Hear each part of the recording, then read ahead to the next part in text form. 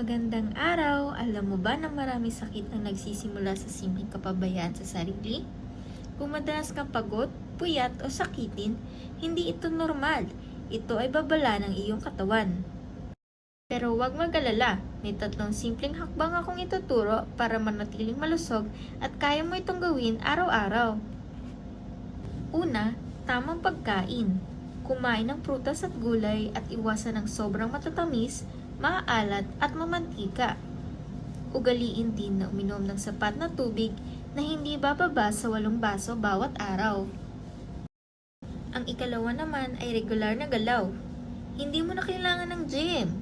Kahit 30 minutes na paglalakad ay malaking tulong na sa iyong puso at katawan. At ang ikatlo o panghuli ay sapat na pahinga.